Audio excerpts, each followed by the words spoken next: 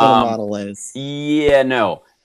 Here's the thing. I have to. Sorry, I started my streams, but sorry for starting the streams late, guys. I had a different setting on from last night when I did the Flapper show, and I didn't realize I had to unclick something to get it to broadcast. So hi and good morning and hello stream, and I apologize.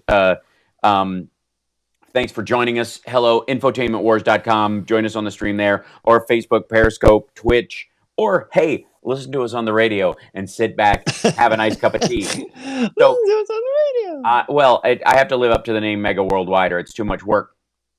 Okay. Yeah, exactly. So, there's been a lot of ridiculous stuff that Trump has said over the last couple of months leading up to this, besides even his ultimate denial about this, for weeks and weeks and weeks, not getting a jump on this, all that stuff, where he, apropos of nothing, does these bragging moments, like saying he's the most popular person on Facebook when he's not even in the top 20. And you know who is, because of the demographics of who uses Facebook worldwide and the sort of popularity of which artists are big, it's largely like Latin artists. So the idea that he's not even in the top 20, but he's under a bunch of people he would refuse entry into the country, kind of poetic in and of itself, right? Absolutely. So this is Trump yesterday when they're talking about how many people will get sick and die from from COVID-19, what the chances are of it becoming a real problem, and he had to interject his own little moment in this. Thousands of people are going to die. You know what I want to do? I want to come way under the models. The professionals did the models. I was never involved in a model, but at least this kind of a model.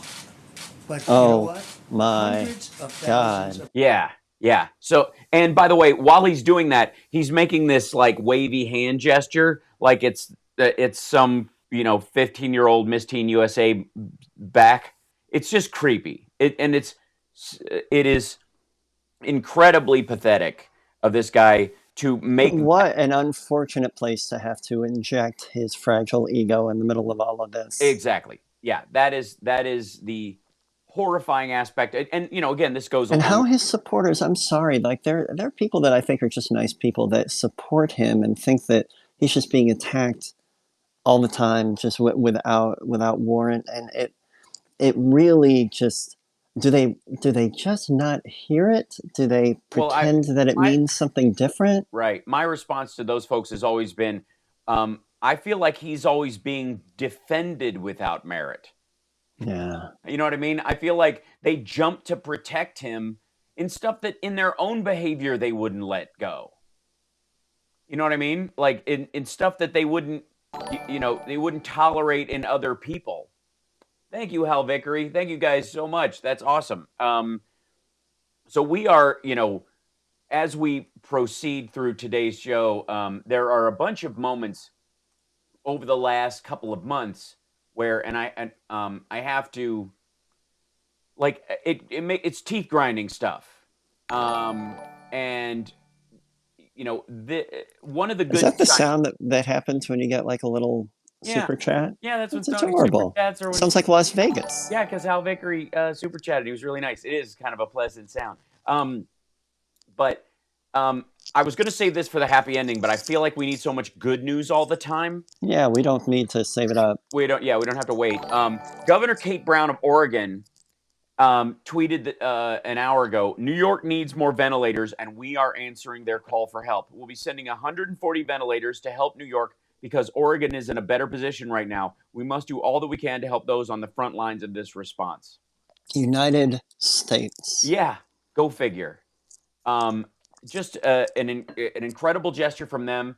Cuomo was on TV just a few minutes ago thanking her for this and responding to it. And it was just great to see, that in the midst of all this, there is the states are doing the job that the just federal government. Pragmatic humanitarian behavior. Right. And did you, I don't know if you saw Jared Kushner this week. I saw a bunch of pictures and I thought, oh, the wax museum is making a comeback. And then Right. and then I realized, oh no, that's a person. Yeah. So, well, in theory, Okay, all right. I'm gonna take two. That is that is a not a lizard person. from space wearing the That is a skin of a lizard person. Right. in a So, surprisingly accurate human costume. yes, and I would like to apologize to lizards for saying that. Sorry, lizards. Sorry, Oh, we love lizards. you. You're a necessary part of the of the Of the whole biosphere. biosphere, yeah, we Right. really need you. Right. You play a delicate part, and Jared Kushner does not speak for you. We understand this. This is true. So, I So, what did have Jared have to say? well, his big thing was um His that forehead? well, I'm I'm just way too liking the proud of whistle that. laugh that you have right now. Is that your coronavirus laugh? Now I'm worried. Totally. Um, the issue with well, thank you, Venus Flyger. The issue with uh, where how do you even start this? So Jared comes out and says he's the and God knows why, but he is in charge of managing. Thank you, DC 2257. He's in charge of managing where the stuff from the stockpile goes. Okay, insofar as we know. Now there was this weird thing in the conversation. I'll see if I can find it, but he talks about what his role is and how there's this shadow version and they're power struggling between the real task force and Jared's shadow task force, which I think is the normal task force, but with a secret contact line to Russia, probably. But at this point, but he comes out and he says, these things in the stockpile are not for the states; they're ours. And Huh. and Oh, that's why I saw people saying, "Do you know many federal citizens? Who are they? Are they nice?" yeah, right. Yeah, well, they do, and I think what he means is there's such a limited stockpile. They're looking at that as like a bioweapon protection stockpile for federal workers, the White House, their friends and family. Um, Nice. There you go. it became abundantly clear yesterday that Trump had a meeting with the oil executives from a bunch of different oil producers in the United States, and they all got tested before they could meet the president. And apparently, they Okay, were all good. happy to have just gotten tested. Oh, Um, nice. yeah. Now, granted, they're probably a good portion of them are stupid and think that means they can't get it now. It's not an antibody test. Thank you, Joyce. So they are probably not getting, uh, you know, taking the precautions necessary to make sure they don't catch the thing now. But apparently, they were all very happy. So this parade of executives who's coming in to see Trump every week and that he talks about at these pressers Mm-hmm. are apparently all getting tested. So a lot of Mm. them just want to meet the president so they can get to the front of the lines of a coronavirus test. But That doesn't seem cool. no, not at all. But we got to take a break, and then when we come back, I want to do at least a little bit of walking down memory lane and reminding people what the Trump campaign organization and Trump himself was saying about what we are going through now a couple of weeks ago, just less than a month ago, 4 weeks ago, from where we are now with the country completely shut down, biggest tank of the job market in history, largest drops in the stock market in history. And what were they saying? We'll find out after this break. It'll be lovely.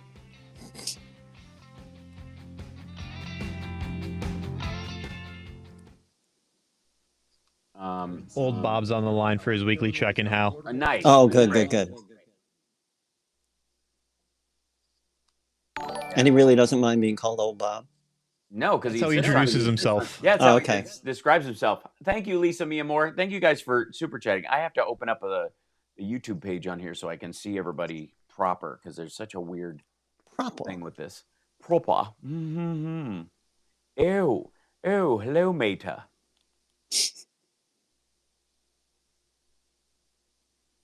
Jared's on the phone. Ew, Jared. He's going to help everyone get plasma. Wait a minute. Oh, and a sticker. Thanks for the sticker. A yippee. Thank you, Joyce. And Lisa Mia Moore for this sticker. That's awesome. I think soon I'm going to be able to put the sticker things for a new model Trump. Yeah, I appreciate that. I'll 3D print one, but I don't think it's going to help.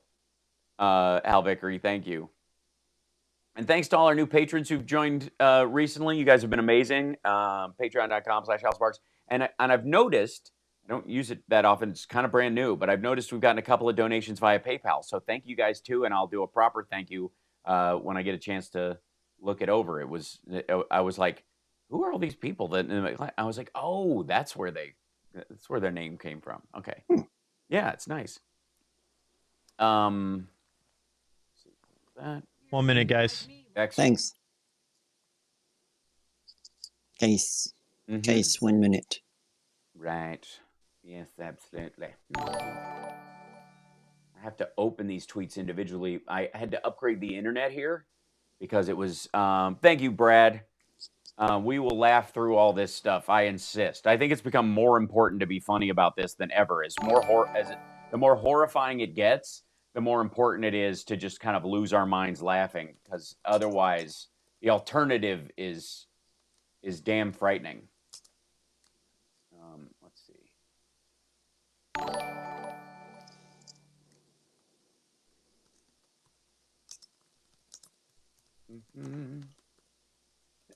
Thank you, Brad.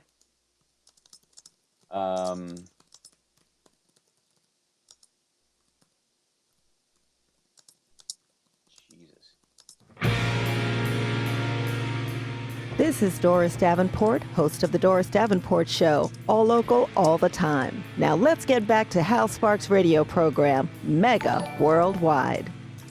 So, January 22nd, Trump said, we have it totally under control. It's one person coming in from China. February 2nd, we pretty much shut it down coming from China. It's going to be fine. It's going to be fine. February 24th. How can he defend this timeline at all, ever? Because nobody could have guessed there would be anything like this. Who's ever heard of a pandemic?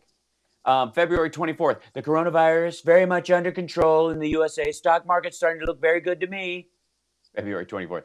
February 25th, CDC and administration doing a great job of handling coronavirus. February 25th, I think that's a problem that's going to go away. They have studied it. They know very much. In fact, we're very close to a vaccine. This is February 25th. February 26th, the 15 cases within a couple of days is going to go down to close to zero. February 26th, we're going to be very substantially down, not up. February 27th, one day it's like a miracle, it will disappear. February 28th, we're ordering a lot of supplies, we're ordering a lot of elements that frankly we wouldn't be ordering unless it was something like this, but we're ordering a lot of different elements of medical. March 2nd, you take a solid flu vaccine. You don't think that could have an impact or much of an impact on corona? That's when he asked somebody at the task force gathering if they couldn't just give people the flu vaccine to get rid of this. Sounds legit. Oh, boy. So let's see. March 2nd, a lot of things are happening. A lot of very exciting things are happening, and they're happening very rapidly. Which could be, that's kind of a generic evergreen. He said it about coronavirus, but it's evergreen with him. March 5th, I never said people that are feeling sick should go to work. Oh, wait, I skipped one. March 4th. If we have thousands of people that get better just by, sitting around and even going to work, some of them go to work, but they get better. All right, so then March 5th. I never said people that are feeling sick should go to work. March 6th. I think we're doing a really good job in this country at keeping it down, a tremendous job of keeping it down. March 6th. Anybody right now and yesterday, anybody that needs a test gets a test, and the tests are beautiful. They're perfect, just like the letter was perfect. The transcription was perfect, right? That was the most perfect as that, but not as perfect as that, but pretty good.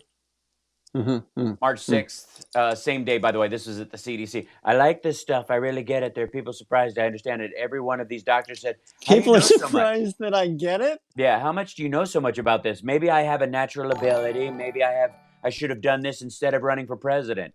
By the way, I'm for him doing anything except having run for president. March 6th, I don't need to have the numbers double because of one ship that wasn't our fault. March 8th. We have a perfectly coordinated and fine-tuned plan at the White House for our attack on coronavirus. which is Oh. probably the most ridiculous one of all of them. March 9th, the fake news media and their partner, the Democrat Party, is doing everything within its semi-considerable power to inflame the coronavirus situation. March 10th, it will go away. Just stay calm. It will go away.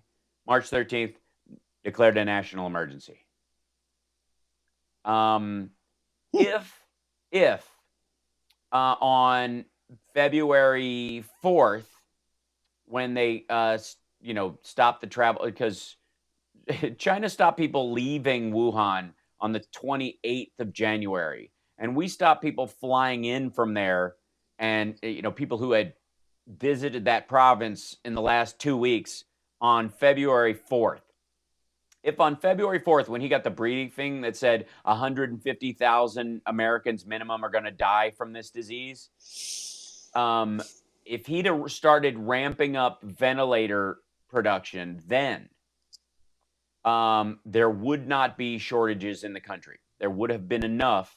It would have taken the 2 on a ventilator strategies of New York and all that kind of stuff, but there would have been an adequate supply. But because he ignored it now, all the ventilators, he's like, they're going to be made fairly soon in a very short order. They're going to make them so fast. They're going to be here in late June, if at all. And most of the people who die in the first wave will die because they didn't get one. So, just madness, just grotesque. Yep. And so this is February 25th. Larry Kudlow went on Fox and said the virus was contained. The president on that day said, it's going to be fine. It's all over but for the flailing. We're doing very good, and it's great. His spokesperson from the campaign, I'm blitzing on her name, Fembot number 9. She was on Trish. I mean, he only hires fembots, essentially. It's really weird, She was on Trish Regan's show. You'll know Trish Regan from she had to have her show shut down because she was spreading conspiracy theories and lies about treatment on the network and putting them in a position where they could get sued. Remember that woman who just lost her show? Oh yeah, she was amazing. That's Trish She Regan. was the one who said the whole thing was an impeachment hoax. Yes, right. Her. She's gone now. But on her show on February 25th, she had Trump's campaign spokesperson on, and this is what she had to say. At the coronavirus, and the president saying, look, we're not going to take people in from China right now. I mean, isn't it just a matter of protecting us, our national security really being at stake? And he's sort of the last line of defense there, or first line, I should say. Absolutely. This president will always put America first. He will always protect American citizens. We will not see diseases like the coronavirus come here. We will not see terrorism come here. And isn't that refreshing when contrasting it with the awful presidency of President Obama? Kayleigh McEnany, oh my thank word. you so much. Good to see you. Yeah. The awful presidency of President Obama. President Obama, by the way, who, with Joe Biden in charge of the effort, actually, put together a pandemic response team after the fears of bird flu and swine flu growing into the Ebola crisis. They went, you know what, we're going to need to deal with this because these weren't the big ones everybody's been warning us about, but we well better have a plan. And so now there's a whole bunch of whatabouting with their response to H1N1.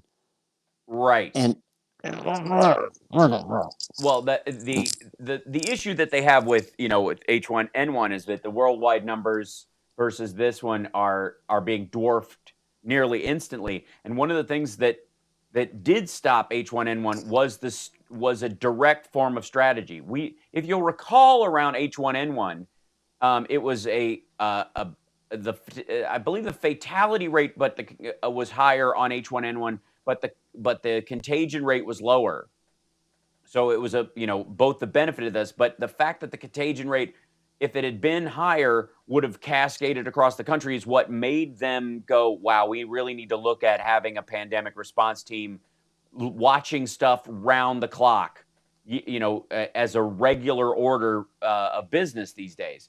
And Trump dismantled that. He also, by the way, all those things that Jared says are ours in the national stockpile, like the masks and the ventilators.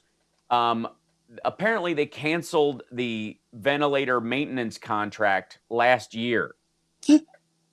So a bunch of the ventilators are that are being sent around, including I think 140 that were sent to Illinois, don't work.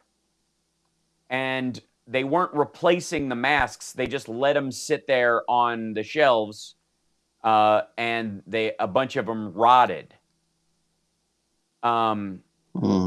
Yeah. So this is the difference between people who I always go back to. Live, Die, Repeat, the Edge of Tomorrow movie with Tom Cruise, where he's lived the same moment over and over and over again, and he keeps confronting this one general about trying to get this device they need that might be the trick that cures everyone and solves this problem.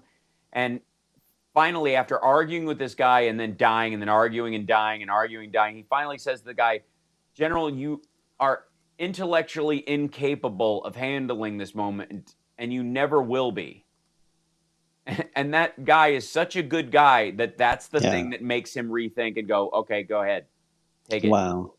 And that's the kind of harsh honesty you expect from certain people. Meanwhile, what we're getting from Trump is firing the Navy commander of the ship who had 100 soldiers sick on his boat, and then firing last night the inspector general in charge of the whistleblower that brought charges about Ukraine. Yep. If they just keep firing the people who call them out on the checks and balances, those will just go away. That's right. So I don't think anybody is surprised by any of Trump's behavior at this point. I think what we're surprised at more than anything is, first of all, the magic by which some people around him get anything done. They are now openly at these gatherings contradicting the president right away, but you can see them using language that they know he will not grasp, or kissing his butt first and then saying whatever the bad thing is that he'll disagree with. And there's a couple of times where he's like literally like, okay, that's enough. And he sort of brooms Dr. Birx or Secretary Azar out of the way. And it's going to get worse, folks. Not just the situation with the disease, because as all epidemics go, we are at the beginning of the arc, not the end. We are not at the apex of this yet. And social distancing is the only tool that all of us individually have to deal with this at all. Yep. And we'll talk about masks and all that other stuff when we come back. And I think we have old Bob on the line for his weekly. Oh, right. In. Sorry, old Bob. Okay. We're going to check with him right after this break. It's the House Sparks Radio program, Mega Worldwide on WCPT Radio, Chicago's Progressive Talk. WCPT 820 is the website. So check out the website. You can listen to all your favorite liberal and progressives on there. So we'll be back right after this.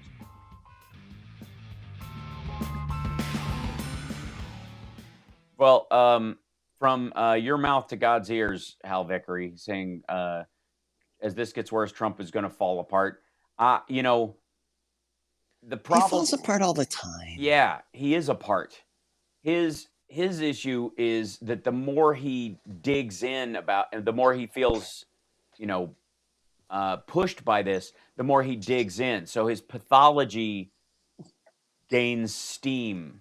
And until Republicans start reacting the same way that the rest of people react, like Republicans in Congress, nothing's going to change.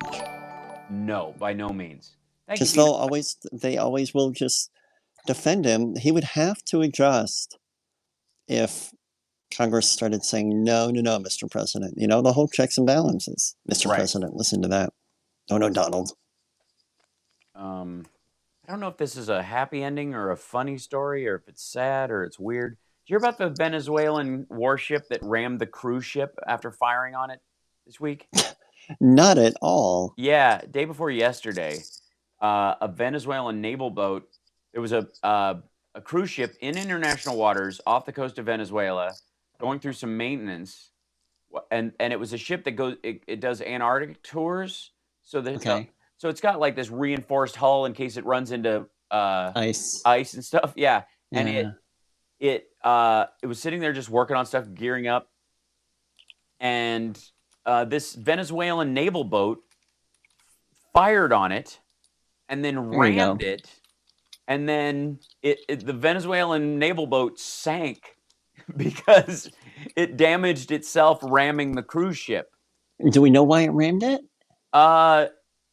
I mean, CNN has it listed as a Venezuelan naval boat picked and lost a fight with a passenger cruise liner off the country's north coast that's ramming it several times before accidentally taking on water and sinking. There you go. It's a German-owned RCGS Resolute cruise ship said its vessel had been receiving maintenance in international waters on Tuesday. When the armed Navy boat approached it in order to change direction, it was sitting still, I think, by the way. That'll teach you. You get them. Boy, oh howdy. I'll wait. I'm going to bring this up on the air. I want to show this. That's pretty good. It's pretty good. 1 minute, guys. Have you seen that Danko Jones is posting to YouTube some of the lectures that he's given at Vakken? Yes. And the one about Kiss where he convinced everybody that Peter Criss died in, what, 1978? Yes. Oh, my God. It made me so happy. And like the backwards messages that he plays, and he's dressed like Malcolm X. It is just pure performance art. I love Danko so much. I bought one of his T-shirts today because he's donating a portion of the proceedings to frontline coronavirus people in Canada. Oh, what's the T-shirt? Is it anything specific or just an old design? No, it's a specific Danko design. It says "Stay strong," and it's you'll like this. It's got a fist on it. So the what makes you think of like fists? I'm just joking. What's that supposed to mean? I don't know. What is it? I'll have to look that up. This is Tom Hartman, and you're listening to the Hal Sparks radio program, Mega Worldwide on Chicago's Progressive Talk, WCPT. Welcome back. So before we move on to anything else and we talk about stuff, by the way, wear a mask when you go out in public. The CDC now agrees with what I've been saying for weeks. Oh, my God. And that's how they made the announcement. Yeah, they're like, Hal Sparks was right. Hal was right. Again. I've been right a lot. I don't know if you heard Trump say that. Like, oh, my God. And I've been right a lot. He became Dumb and Dumber. Oh, I got a lot. A lot. So, but let's check in with old Bob before we do that. Oh, Bob. Yeah, old Bob's with us. Oh, gentlemen. There he is. Hello, my lordship. Are you doing good? You holding up? Well, here's another fine mess the Republicans have gotten us into.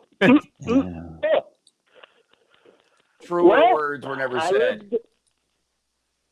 I've lived through another week. How about you? So far. I believe I have, although now I'm beginning to believe that we live in some sort of simulation and that they're doing an update, and so we all have to go inside so we don't see how the sky changes. That's my new theory. This is not a giant kind of UN conspiracy. This is literally like, oh no, we have to do a new update because the old controllers won't work. But that's just the gamer in me. You seem like you're thriving. Well, to the degree that I can. Right. It's bizarre, though. I was in town last week, and I tell you, all these giant empty parking lots, at least that means people are staying home around here, like I am pretty much. Right. Well, that's a good sign, because that's really the only thing you can make of it. Because that's the way it burns itself out. I don't think this is the thing people grasp why the social distancing for a period is so valuable. Because if you have it and you are asymptomatic or you are mild symptoms, you will go through the cycle at home without infecting anybody else. And if you stay in long enough and you keep your surfaces clean in your own home, you won't carry it out the door when you go out and give it to somebody who hasn't been exposed yet. And the arc of those particular germs, let's say germ A, which you had and you had on you and in you, Those all live out their life cycle while you're isolated. And then after that, you're not carrying it out into the world when you go to the store, you go to work, or any of those kind of things. And the same thing applies to every single other human that's out there right now. And so the goal of this is, if we can, that's why 15 days was never going to be enough. 45 days from the start should have been the number. Quarantine literally comes from the word 40.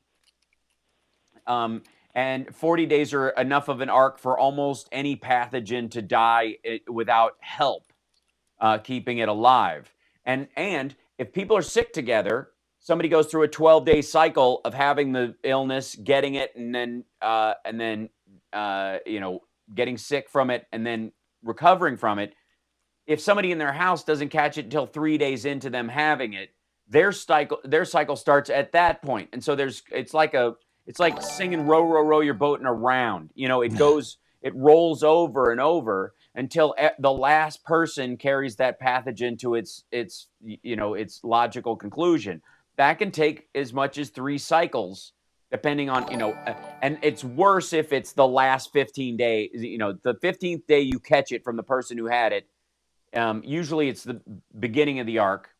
And during the highest symptomatic stuff. After you start to recover, you already have the antigens in your system, so you're not really passing it on, more than likely, but it's better to be safe than sorry. So let's say 10 days into anybody having this disease, for 10 days, you can, from when you get it to when you're that 10-day mark, you can pass it to somebody else. Their 10-day cycle starts that day. So 9 days in, we're a 19-day quarantine necessity. So that is the rolling aspect of this. And I think as long as people are doing that, this whole thing's overblown. We need to get the economy going again. What are you, Dr. Drew now? Man, that bummed me out. I've been bitching about him since Celebrity Rehab. But Bob is why we're here. And Bob, as long as your health is solid, are you getting regular groceries? So you're going out once a week? What's your deal? But it's going to get really good next week, because I'm going into town to my sister's, and she's going to give me my big banana bandana to cover my muzzle. Oh. And will it be shaped like a banana? No. Yeah. I was going to become the senile desperado. Right. That's right. And, everybody's an outlaw now. Right. This is fantastic. It is. Absolutely. I don't know if how many are watching at home, but I'm going to be riding right along with you, Bob. Yeah. It is true, though. If you're going to go out, there are 2 benefits, and they were so unclear. Did you watch any of that, Bob, about them saying wear a mask? Did you? I've heard that bandied about. It seems like now they're finally more and more getting on that same page. Right. But over the past couple of weeks, I've heard, yes, you don't need it, you need it, you don't need it, maybe you need it, call next door. Well, the issue came largely because when they first said it, they were saying people might need a mask to go outside. And what they got were the N95 masks, and we need as many of those. We have more citizens than we have medical workers, and the medical workers need them. And if a third of the regular citizenry buys them up, there are no masks for the medical workers. So they told everybody, well, a mask might be a good idea. And then everybody started buying the masks, like, oh, crap, we don't have enough masks. We're screwed. Don't wear a mask unless you need one like this. And then people were arguing back and forth, well, you should cover your face for certain reasons. If you're symptomatic, well, you should wear one. But if you're not symptomatic, but you could breathe in the particles, so they're all over the map. Let me make it abundantly clear. And after a 10-minute conversation with any epidemiologist or any doctor, you would come to the exact same idea and direction. If you are symptomatic, stay home. If you are alone and symptomatic and you have no other choice and you go out, you must wear gloves and a mask to protect other people and clean all the surfaces you come in contact with, because that is your responsibility. If you're ambulatory and ill, if you are going out in public and you are you have no symptoms and no reason to believe that you are have any, wear a cloth mask to keep from touching your face. And if you wear glasses, leave them on. And if you don't wear glasses, wear sunglasses or something else to cover your eyes to keep you from touching your eyes as well. Yeah. I'll tell you another thing about it. All right. I'll look a hell of a lot better too. Oh yeah, it's right. It covers up half your face. It makes you look mysterious. But the point is, really makes your eyes pop. It does. The point is, wear a mask. Less about, because a cloth mask is not going to stop viral particles, but it will stop the spittle particles from other people, and it will also stop you from, after you have touched a surface which may have it on there, touching your mouth or your nose, and that is 2/3 of the mucous membranes where the virus enters your face. The other one is your eyes. I'm a big drooler. That's where, it's all over your shirt. Never touch Johnny Million's shirt. Don't and touch your face. Yeah, anything above the belly button is really just bad news. What? So that's where sunglasses or clear frames. I have glasses that I wear that are that are blue blocker lenses for when you're at a computer to keep you from getting fatigued when I'm writing for long periods of time. They're not corrective lenses or anything, but they just protect your eyes. These work just as well. The point is that nothing's perfect, but you're going to stop yourself from touching your eyes and your mouth and your nose. That's the key one. So you're eliminating one of the biggest ways the disease passes. The other thing is, if you are asymptomatic and carrying it, you are going to project less spit onto surfaces when you talk. That lowers the contagion. That's the value of it. And it can be any, wear a Boba Fett mask. It doesn't matter. So what you're saying is I should have been wearing a mask for a long time before this. That's right. Yeah. That's what I said. Like, vinyl fetishists are going to outlive us all. The only survivor after all this is over is going to be the Gimp from Pulp Fiction. But the point I'm trying to make is, wear something that you can clean very easily, but also that keeps you from, if you're asymptomatic, if everybody spits a little bit when they talk, some more than others. And instead of letting that project further. He totally gave me like side eye across the country with that. Through the internet, yeah. Yeah. In all seriousness, this is, that's the main value of wearing a mask in public, is keeping your spit from traveling as far as it normally would and keeping you from touching your face. That's it. That's the reason. That's why a cloth mask is fine for that part of it. You don't need an N95. It's not, and you can't reuse those anyways. Some dude, and I got to look up the post, but one of these guys, Blabbermouth, had it up. This dude from, I want to say Slipknot, wears another kind of mask all the time, like a surgical mask that he made himself, that he wears constantly because he's worried about stuff that he's done for a long time, and gave himself 32 other infections. Oh, boy. Yeah. So we got to take a break. Oh, Bob, I'm so glad you're doing well.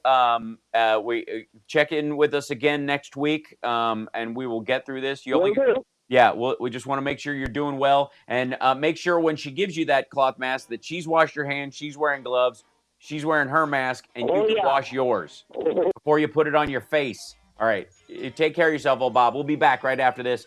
It's the Hal Sparks Radio program, Mega Worldwide on WCPT Radio, Chicago's Progressive Talk. Patreon.com/Hal Sparks is the way to support the show, or you can super chat us here. But we exist only because of the grace of your kind acts. If you can't do that right now because of coronavirus and all that stuff, do not feel an ounce of guilt about it. We appreciate you being here and just spreading the good word. Take care, and we'll be back right after this.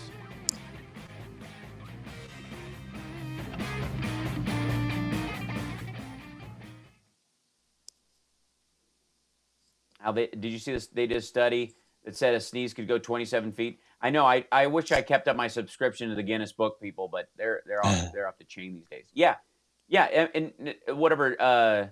90 feet is standard. What? 90 feet for a sneeze. Didn't you watch Inner Space? Yeah. Yeah, that's how he escapes his lungs. Oh yeah. Remember? That's forgot about that. Yeah. How cute was Meg Ryan in that movie? Oh Holy my moly. God. Oh my God. Oh my God. Seriously, that might be top Meg Ryan That could right be peak there. Meg Ryan. Yeah. Brutal. Although, Oh, yeah, Joe yeah. versus the volcano. Although, I mean, Man, honestly. oh, man. She got to stretch her legs in that one. Yep. So good. 3 different characters, all of them great. Yep. Andale. Anyways. I love that dumb movie. Oh, God, it's so good. Thank you, Jennifer Davis, for the cheerleader sticker. That's awesome. And thank you, Joe Carter. And thank you, Green Sinker. How's it going? It's going pretty good. Thanks very much. These don't go that far. Mythbusters disapprove this big time. Yeah, but apparently they didn't. Because they literally, they're doing these new tests. Now, they're perfect circumstances. That's how Mythbuster gets around it. We're back in 60 and you got 3 callers, Hal. Excellent. I like Mythbusters in general. I do too. I mean, I have to say I hate Adam Ruins Everything because the amount of BS that they crowbar in there is just aggravating. I haven't watched it in a while. What do you mean? They just play really fast and loose with statistics and they ignore the counter statistics. This is one of the areas where I was like, if they give you the percentage, ask for the number. If they give you the number, ask for the percentage. He uses whichever one makes his point that he wants to make. Sure. And that bugs me. That's a real problem. So, yeah. Adam ruins statistics. Right. The irony. Thank you, Venus Flytrap.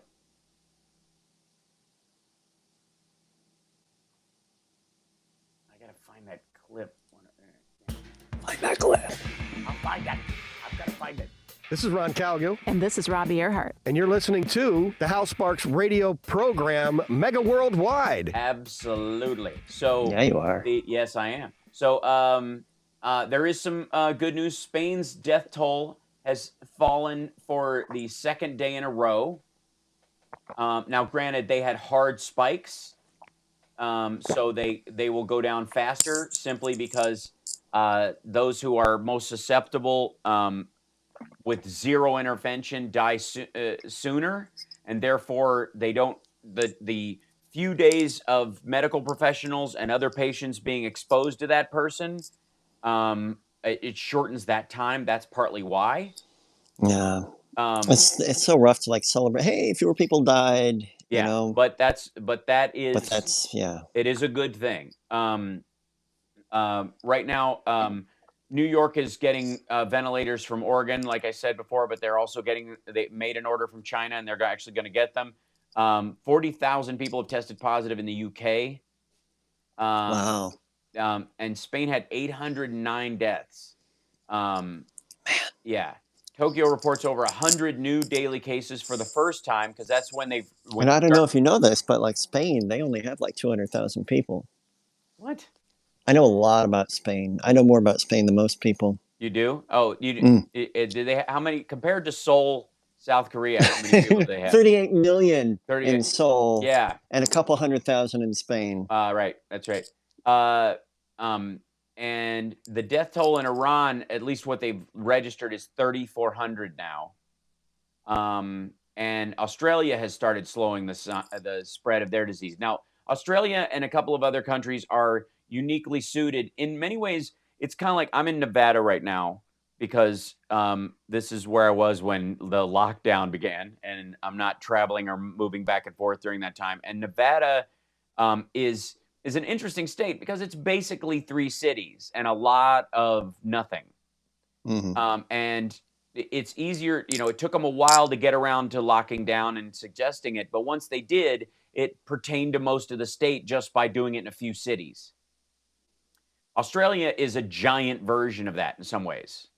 And so yeah, they're really spread out. Right. And so the isolation aspect of it, if the cities take it seriously and the provincial governors take it seriously, it helps. To the crosstown traffic. The problem is not Nevada, for example. The problem is Florida, when they're saying, we'll let the counties decide.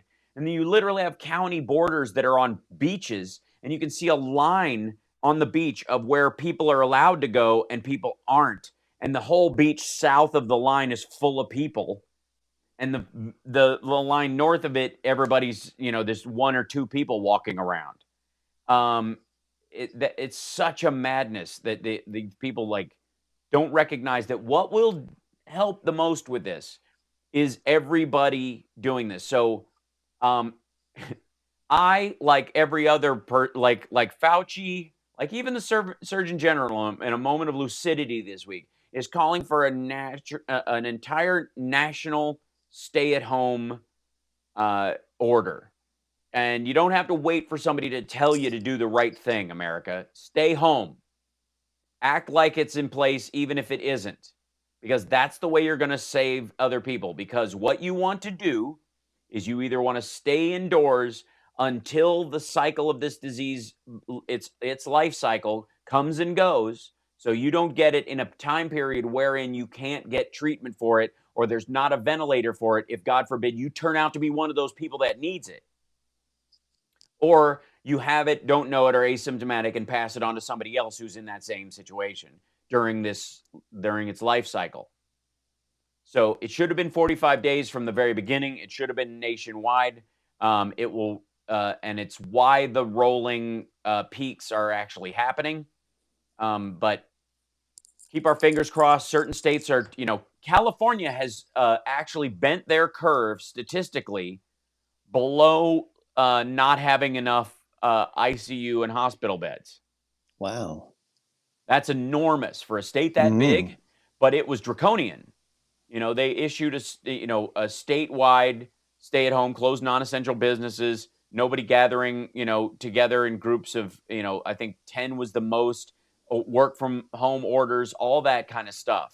So because they did that, and because they did it, relatively early, that made all the difference, and it is seeming to make all the difference. It's still going to be a lot for California to deal with, because the contagion was there before anybody knew, because, I don't know, the federal CDC was talking into a wind tunnel trying to get Trump to hear them. Because even Azar was nervously giving briefings to the president that he ignored. And you can see him contradicting the president, several times when he's up there. That's why they don't let him up there very often, and why he got replaced by Pence, I think. But let's take a caller, because I know we've got a few on the phone. We got like 3 calls out there. Yeah, I want to get one before we go into the hour break. So who do we have first, Devin? Edward out in Chicago. Cool. Hey, Edward, you there? Hey guys. Hey. Quickly before the middle, you guys go on a news update. I think we should be helping the people to get excused from their rents instead of doing these bailouts for airlines. What do you think about that? Yeah. Well, that doesn't seem to be an either or. There is, both of those things are present in the second stimulus bill. The bailouts for the airlines, quote unquote, are loans unless they pay staff with it. Not executives, meaning pilots, flight attendants, mechanics, all that stuff. People who keep the planes prepped and ready to go, so that when the economy normalizes to some extent, the planes haven't, the tires haven't gone flat and the engines haven't seized up, all that kind of stuff. That exists. Maintenance, right. Maintenance, and the staff that's going to be needed to, so they don't have to go find another career in the interim, because it'll be, 3 months turning into 6 months, turning into how long before people want to sit next to each other in a tube, right? Or they have to retrofit all the planes to have UVC lights in which they should have done already, in all the ventilation systems to kill virus and germ and fungal particles. God forbid you think ahead and do that. But I don't think it's an either or, is what I'm saying. The extremity of this circumstance is that both can and must be done. The landlord forgiveness aspect is there's a lot of complication around it, because on the one hand, you have these giant corporations that run multiple apartment buildings, and they're in a much different situation, because they're diversified and they have investments, and they're like any other corporation. But then you also have the large flow of Airbnb people who had long-term Airbnbs, or you have somebody who has like they were old folks lived in a house, moved into an apartment, rent the old house, and that's how they pay their rent. Those folks can't just not get rent payments from their tenants. So how you do it is the question right now. Do you pay the renters and have them pay and float it through? Do you have everybody extrapolate it over months, or do you pay the landlord first? That's what's being worked out. It will be worked out. They've got, a week to do it, but that's the theory. But I don't think either. You can do both if you're an adult. Thanks for the call. We'll be back right after this. It's the House Parts Radio program, Mega Worldwide.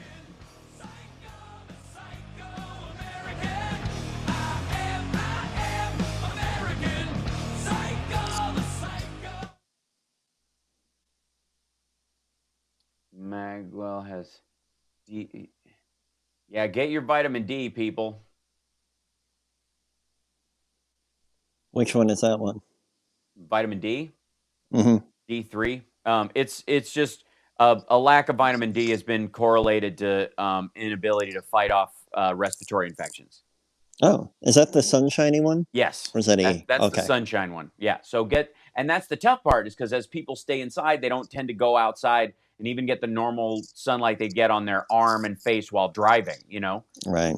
So, vitamin D is, has got that's the value of it, among other things. Yeah, zinc is also good. Zinc is great if you have tissue damage as well, so that's partly why. But none of these. Sometimes I get tissue damage if I blow my nose too hard. That's right. Yeah, the tissue is fine, but your nose gets blown. My nose just blasts apart. Just like shattered. Yeah. All right. What's the LA Times telling me?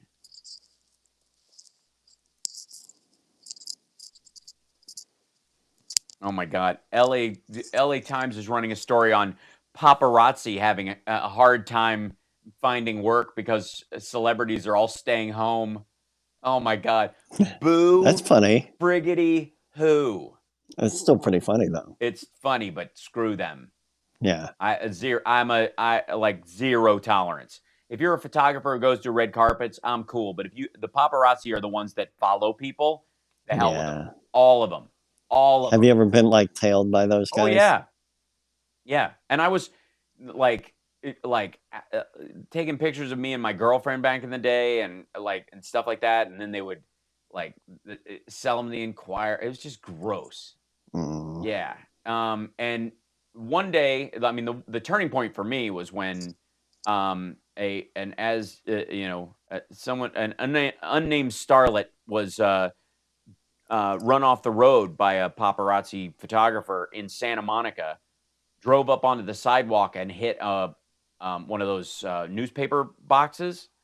Well, it's like right out of a movie. Yeah, and I was when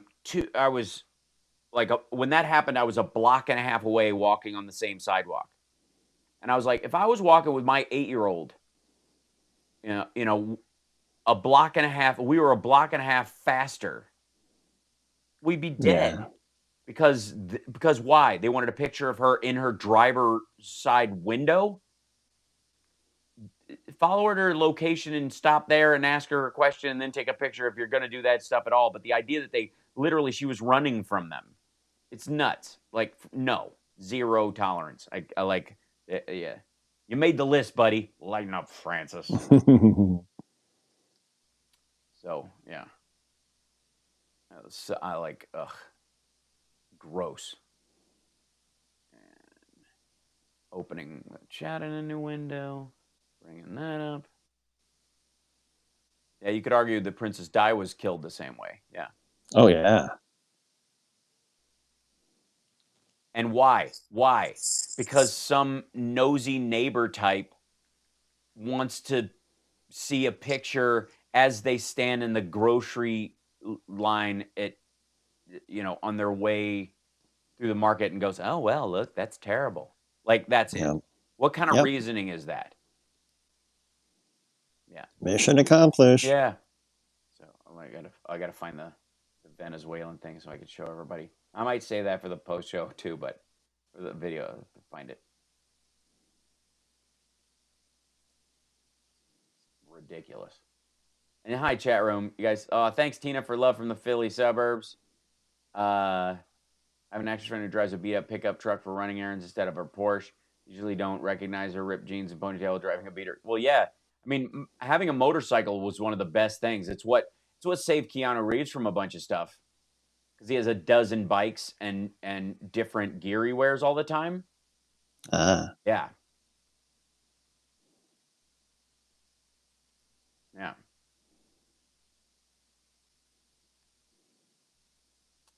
Seattle mayor declared it illegal to evict people during the crisis. She did a month ago. Yeah, there's a bunch of that going around. As far as city to city, governor to governor, a lot of governors are putting that in place because they have more direct control over it. Yeah. And again, this goes to why I have been arguing for a long time with a multi-state public option healthcare system for this exact same reason. Because where the federal government might screw it up because somebody in there doesn't believe in that system and wants it to fail, if 10 states can offer a public option of their own and you can buy into it across state lines, you're safe. Because if one state starts screwing it up, you can dump it. You can go, I'm going to Washington State, instead of Maryland. We're coming back in 60, guys. Thank you. And 3 callers again. Excellent. 4 callers now. Oh, now I'm echoing? A little bit. Why am I echoing? I don't understand. I think that was just Devin talking at the same time I was talking. He was repeating everything you said. That's right. It's really creepy. How am I supposed to compete with that? How am I supposed to? I know. Bastard. Okay, see, there it is, right there. The echo stopped. Excellent. Bleach your hand wipes to make sense. That's right. You're listening to the Hal Sparks radio program, Mega Worldwide. I've had people walk out of me before, but not when I was being so charming. Video streaming at halsparks.com. I don't care for you or for the putrid sludge you're troweling out. Damn puss-faced little pimpstick. True progressive talk. Might be a good time for you guys to give up. So we're streaming across all media currently, and what struck me this week is after having started this show as a Ustream show back in the day, and then I forgot about that's Ustream. Right, yeah, and then bouncing it over to Livestream for a while, which was a website that ran that was kind of similar, and then back to Ustream, and then to YouTube, and then all during this process, I think it was while I was doing Ustream, we started doing the show here on the station in lieu of, right? So I would just stream it on Ustream and do the radio show at the same time. And, this was just kind of my way of like, I'll just augment what we're doing, do a little video live stream just because it's, it works. It's, it's possible. It makes it a little, another way that people can hear the show, understand the topics. Occasionally I could show some stuff visually that that you can't hear over the radio, yada yada. And then splitting it up and running it using this restream thing that I do, where I'm on Facebook and Periscope and YouTube and Twitch at the same time. In doing all that, it was like maybe 6 months ago, there was still an element of I'm crazy for doing this. You know what I mean? Like what? Who does that? Who streams that much stuff from the? Now, I'm everyone. Like this is how the entirety of CNN and MSNBC is being loaded on. Like everybody's on YouTube now in one way or another, even if they're on their own real networks. And it's shocking to me how many of them just don't know the basics about broadcasting. Yeah. You know what I mean? I understand that as a weirdo, I have gone through every possible mic and camera version you can come up with. And I've settled on a system that works pretty well for me. And I'm always tweaking it a little bit. But when I tune in and I see a bunch of people on there And I'm like, are you really using your laptop and no microphone right now on broadcast television? What are you doing? How do you not know how to have a home setup? So I think I'm going to teach a class this week while we're in There you go. quarantine. I'm going to do a little like webinar on my YouTube page on like, all right, if you guys are going to be a pundit on one of these shows, I got to at least give you a rundown of some gear you can order and do it, because it's just imagine. So anyways, that said, I might have to ditch Zoom, which I was rotating into the possibility. So I did a nice little get together with the Patreons on there, and I used it for one other thing. But it, like TikTok, only maybe not quite as bad and specific, is now turning out to be malware. There was an update last night as the news started breaking that there were problems with Zoom's security. Yeah, it's been a real bummer. Yeah, and like the funny thing is that like there was a lot of pearl clutching about Zoom as everybody uses it, going, they apparently look at your LinkedIn information, and then anybody who wants to can just sign up for a subscription and they can see your LinkedIn. I'm like, do I have a LinkedIn? Does LinkedIn still matter? Does LinkedIn chart? And I'm sure it does in certain business world stuff, which is where it uses it the most. But there's a lot of that stuff going around, too, is that in the taking advantage of this, I would like to, and I would argue that I jumped into the Zoom thing because it had been around long enough, and like my kid's school uses it. There's, so I got lulled into a false sense of security, I think, about it, like a lot of people did. But TikTok I've known about for quite some time. And increasingly, folks, any new app or any new social media service that comes up, and any new, digital collaboration software that comes out, my advice going forward, period, is give it a week. Yeah. At least. After you hear about it and everybody starts using it around you, tap the brakes, and then a week... Wait to hear the fallout. Yeah, and then a week later, start doing Google searches. Set a Google search for the news on that particular app. And you'll either see that it is rising and people are really happy with it, or, oh, P.S., this is owned by the Russians. And there's so much of that, because one of the ways that that Russia and Saudi Arabia and all these other countries are getting around the fact that Twitter and Facebook and some of the others are finally at least pretending to get wise about the manipulation, is starting their own social media networks and gathering a certain amount of people to them. And if they can, offer services, because they don't have to make money on them at all, so they can do an ad-free version. The Saudis or the Russians could do an ad-free version of Facebook or Twitter if they wanted to. And if they garner a third of the audience over there, they can use that to seed all kinds of political unrest in almost any country. And there was a story just today about how this Twitter just broomed 30,000 accounts from Saudi Arabia and two other Middle Eastern countries. And in looking at the story about it, the fascinating part was these were not. I'm so used to hearing about them using sock puppet accounts to mess with our elections and mess with our own stuff. This was about them messing with each other.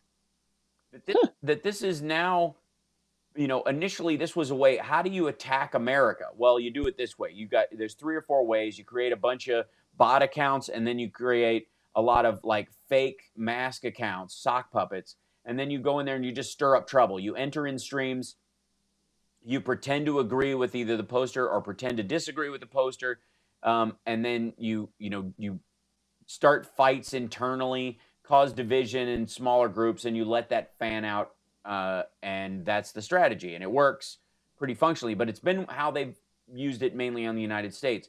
Now it has, they have recognized, I think, in some ways, that it has more of an effect on some other countries. And it's becoming one of those, when they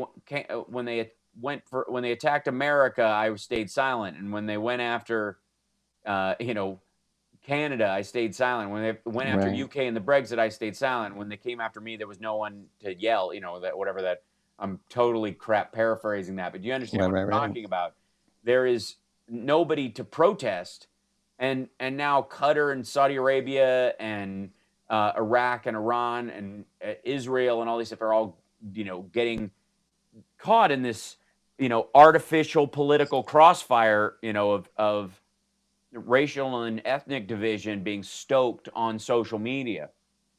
So I'd like to remind everybody as we go forward, because I don't pull back, but I'm quite aware of whom I'm addressing these days, and who I follow and who I allow to follow me in some cases. If I need to do some brooming, I do it on occasion.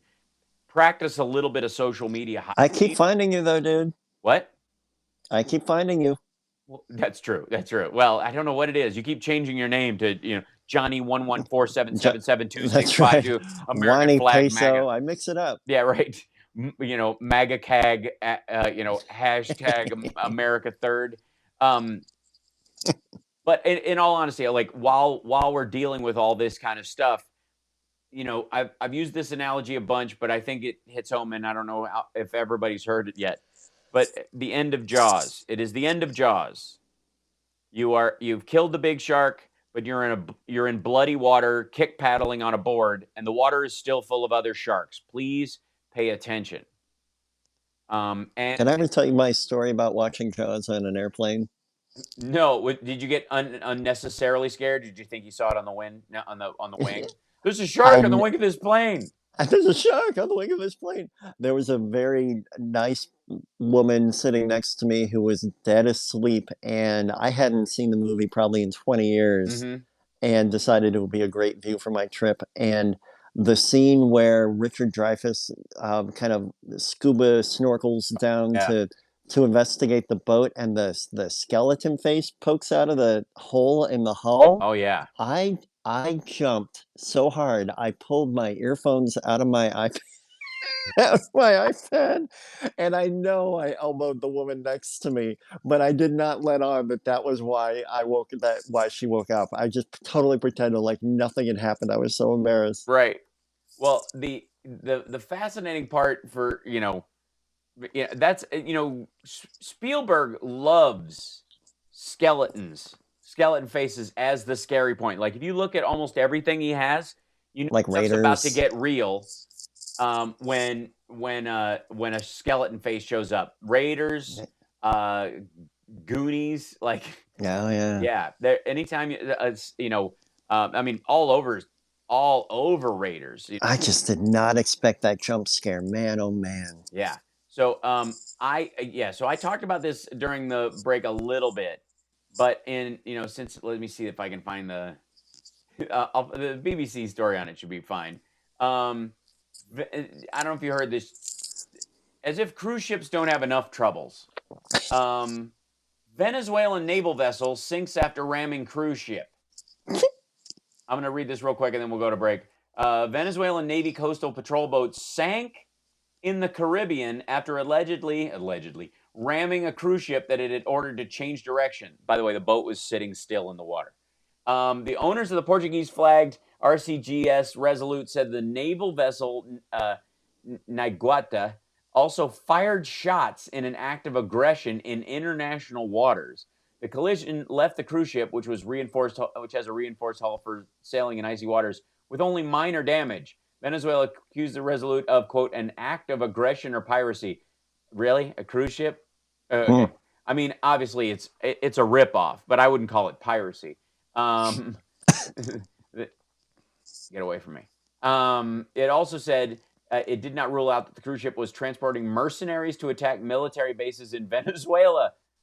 Maduro has previously accused the United States and other countries of plotting to overthrow him. So they opened fire on it and then rammed the cruise ship. The Venezuelan naval ship that rammed the cruise ship sank. So amazing. That's one of those weird fight videos you see on Twitter where you're like, I didn't think it was going to go that way. Like strongman tries to punch old lady and realizes why it's a bad idea too late. So We'll be back right after this. It's the House Sparks Radio program, Mega Worldwide on WCPT Radio, Chicago's Progressive Talk. We'll be taking more calls, 773-763-9278.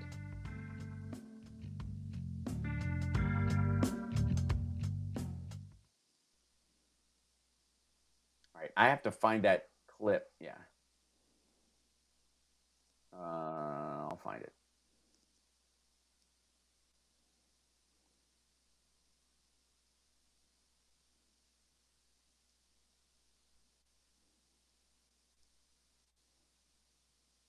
Oh, yeah. Our stockpile. It's not. Okay, so there's the our stockpile one. Okay, we got to open that one. Leave it open. What we got here?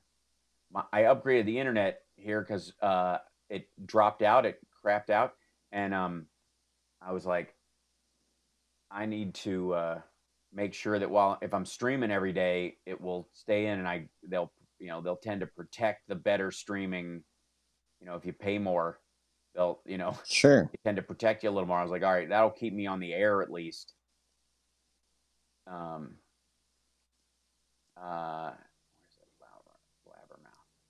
Why are there more Kennedys drowning? What is? Yeah. Why don't they stay away from the water? I have to say I'm starting to believe that some of them just are disappearing so they can go to an island and live someplace else.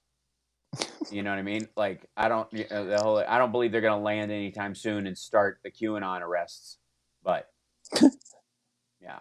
Ooh, trending on Twitter, number 3 is hashtag Fox News lied as people 1 minute, Hal, died. 4 phone calls. Yeah. Thank you. 4 phone calls. Yep. We're very popular. I don't know if you've noticed. Yes. Sparks. What's happening, Billy Hutchins? Billy.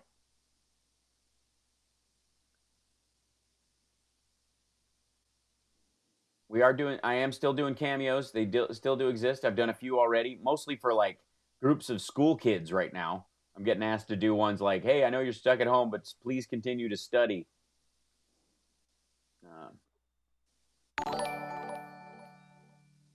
Thank you, Venus Flytrap. Let's see. Where is that?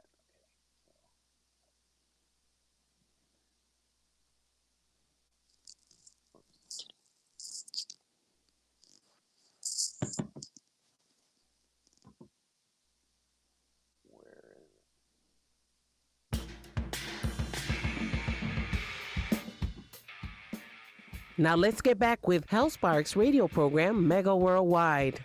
We have more calls, and thank you, Bronwyn Fox, for the super chats. Thanks for all the support you guys today in the chat room. It's been really lovely. I really appreciate that. And thanks to everybody who came online for the virtual comedy show last night for Flappers. I did a show last night at 7 for Flappers. They're trying to, their doors are shut right now, and they don't know when they'll be able to have a crowd in there again. They're operating as a takeout restaurant currently, and the food is actually excellent. But they have a real issue with, their wait staff had they certainly made, they got a salary, but they also lived on tips, right? And that was part of it. And the tips are now gone.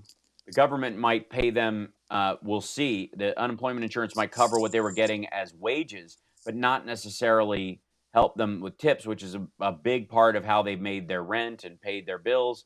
So they're trying to make up for that. So I did a show for them, and they were able to, sell tickets, and it was a nice crowd. It was a good time, and it went surprisingly well.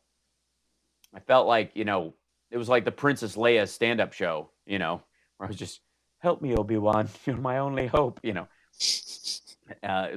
but it was a good time, and so thanks everybody for coming out and supporting, or staying in and supporting. How do we say that? Anyways, but we've got a bunch of calls on there. Let's grab them real quick. Who do we have first, Evan? First, we have Rocky out in Indiana. Cool. Hey, Rocky. Oh, Rocky. You there? Rocky? Mm. Nope. All right. Call back, Rocky. Yeah, Adrian. Yeah, we'll go to the next Just want to say. Yeah, right. Yo, because I'm a fighter, Adrian. It's what you married. Anyway, so who do we have next, Evan? Next, we got Peter out in Chicago. Cool. Hey, Peter. Hello. There you are. Yeah, go ahead. Hey, we hear you. How are you? I'm good. Go ahead. Can you hear me okay? Yep. Hey, listen.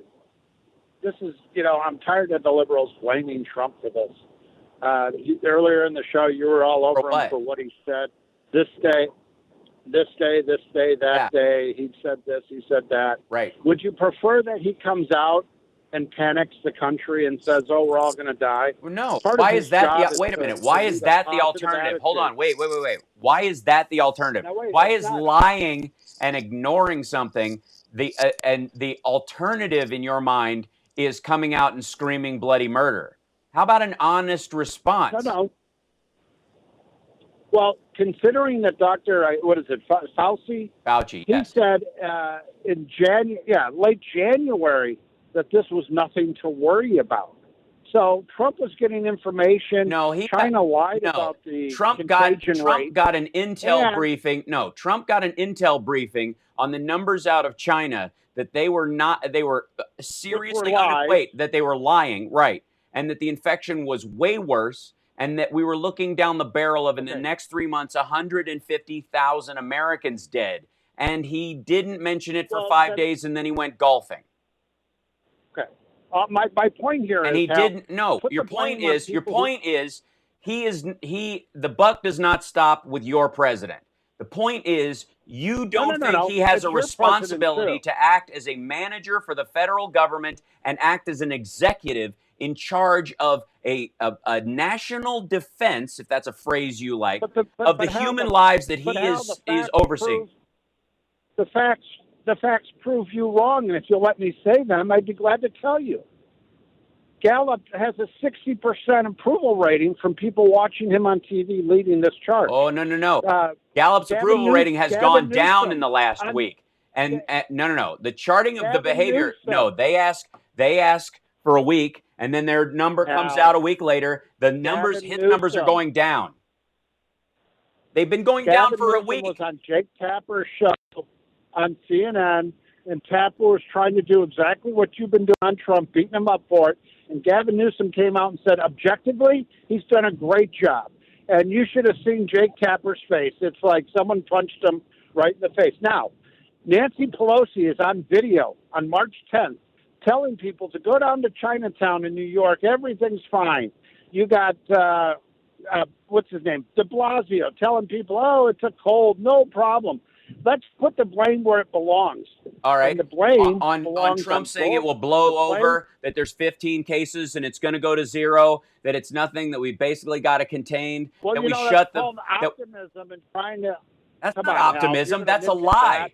At that point, he knew they had already hamstrung the response. You are lying on his behalf. You don't care. You support him over any uber alles. Stop pretending he's doing a good job. You don't believe it yourself. He's doing a great job, and if you let me talk, I'd be glad to tell you. I know what you're saying. I just don't think it's true. Both parties, Hal, deserve the blame. Okay. What if you obviously listen? Wait, you obviously have you listened to my show before? I call into your show all the time. Right. You've listened to my show for quite a while. I listened you recall what I was. You recall what I was saying about it in January. No, I don't. No, you don't. Can't say that I do. Okay. But what I know, I'll tell you what I was saying, and I didn't even have the intel briefing. No. I don't want to hear about anybody else. I'll talk to you about what I'm saying, and I'll talk to you about what you're saying the president is saying and how okay it is. That's the conversation you and I are having. I'm not responsible for the words that come out of anybody else's mouth, but I will tell you this. He has been lying and disseminating about this entire thing, and you are fine with it. And more people will die. Don't forget, Hal, don't forget the president cut travel off from China back in January. 5 days after China stopped letting people out of Wuhan. 5 days after China stopped letting people out of Wuhan. 5 days after China stopped travel out of Wuhan. 30 days after the Chinese already knew they had a pandemic. They were welding people into their apartments. It was Chinese New Year. 5 days after Chinese New Year, people had already started to go home. They only limited travel for people who had been in Wuhan specifically 2 weeks before. Well, those people couldn't leave. It was a joke. And your point is what? Trump cut it off in January, and the liberals. No, he didn't. He cut it off February 4th. Oh, okay. The Chinese stopped it in 20. You're thinking about the Chinese. The Chinese stopped travel out of Wuhan, and 5 days later, Trump said, well, if they can't leave, they can't come in. It's garbage. Out of Wuhan when, though? Out of Wuhan after 11 million people who were there for the New Year's dispersed. Right. So who cares if they cut it off out of Wuhan? Right. They and didn't Trump cut it still off out did, of their country. and Trump still let people in from China after that fact. You just had to be a business person. Okay. He cut off travel visas. But if you live here, if you live here as an immigrant, or you live here as a permanent resident, or you live here as a citizen, and you had been to those areas, you were allowed to fly back. If you do business with anybody in the United States, you were allowed to come in. The only people was he cut off new visas into the country. It didn't stop anything. You are lied to.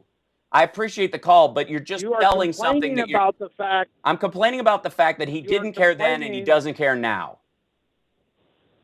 No, you're complaining about the fact that he didn't cut off travel, but yet when he did cut off travel, all the Democrats hit the fan and said, "Oh my God, what a racist! He's so cruel." I'm a Democrat. So you didn't hear that from me. me. Give me a break. Mario Cuomo. How long has Mario Cuomo been the governor of New York, Cal? Do you know? No. How long has Donald Trump been president? Third term. How long has Donald Trump been president? This is his third. How long? Listen, well, let me how long? How long has has Donald Trump been president? Your president. How long has Donald Trump been president? 3.5 years, Hal. Right. Okay. When did the contract? When did the contract stop? No. When did they stop repairing the ventilators in the national stockpile? When did the maintenance contract for those was it shut down? When was that? So let me get. When? So when was let it? me get this when straight. was it? Let me Answer me. I'd be When glad was to it? talk to you about it, Hal, when if was you're it? gonna let me talk. When was it? You see, Answer the that, and problem I'll with let you talk. When was it? Is that they don't let Bye. people who differ Forget with it. them I don't talk need to. because Like they this know is the ridiculous. facts are gonna do Thanks, it. Devin. Real simple. Did you cut me off? No, I'm just ignoring you. Really? No, I don't. Well, okay, here's the great. thing. Here, Lots of listen. people are going to die. I don't have time for you apologizing for his ineptitude. Goodbye. Normally I would have a little more tolerance about other policies and that, but not these days, kids. Not when we're staring down the fact that we're going to lose somewhere between 100 and 250,000 Americans in the next little bit, and you cannot kiss his ass so hard that he somehow becomes capable. I don't. It's not going to happen. We got to take a break, anyways. We were a minute over. So for all of you, you cut him off and didn't let him talk. No, you don't answer my questions. You don't get to stay on my show. This isn't a democracy. How do you like that? And secondly, we're already over into the break. We'll be back.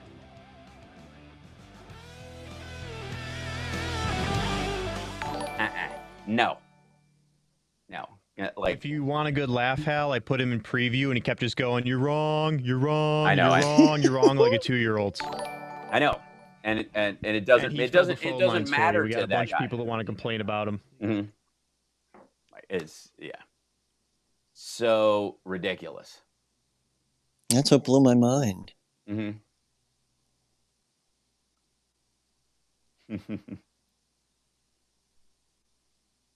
The problem I would have is if they even balanced what they were saying about the dude, it would be one thing. You know what I mean? Where they're like, I don't like what he did here and I don't like what he did here, but I feel like he's good for the economy and I feel like, this caught him off guard and it's not in his skill set. And if he had better people around him, it might have, you could have a conversation. No, he's the last great white hope. Yeah, but it's not. It's like, he's cartoon Superman and I love him. Right.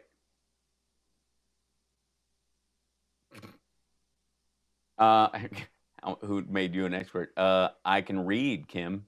Bye. Who made you an expert? Was that in your YouTube chat? Nah, I was in Facebook. Facebook's I don't know, there's a couple of nice people in Facebook and I appreciate you guys, but you guys should really head over to YouTube because I'm going to have to cut it off at one point because it's just troll central. Yeah.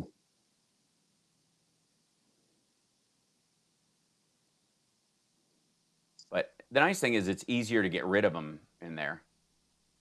In Facebook? Yeah. Yeah. Like as far as banning people, Periscope's the problem on there too. Because I mean, I don't mind having that on there because I'm on Twitter a lot, but it's weird because like on Facebook, at least it's usually people who follow you, even if they hate follow you. That it's people you can go, okay, there they are. But in Periscope, it's just kind of open to whomever, and they don't have to care either way, and they think that's a good thing. It's just weird. I can't. The weirdest part about the Trump supporter people is they just refuse to look at the areas where, as a just a baseline manager, he's terrible. Like just normal run of the mill job stuff. You know what I mean? Like nobody could have spotted this coming along. Like really? Nobody could have spotted Live this. in 60 Quickly followed gents. by, I'm doing a great job. Yeah. Thanks, Steven. Thank you.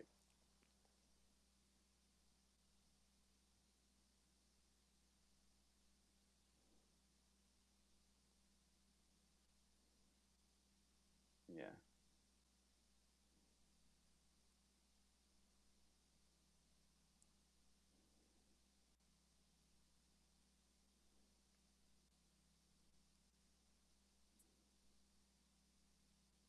Yeah, we're gonna like the reality is the guys that support Trump and who call in like that just think this is just that only weak people are gonna die of this, and we can do without them, and you can't make an omelet without breaking some eggs, and you got to separate the wheat from the chaff. It's just gross. Yeah.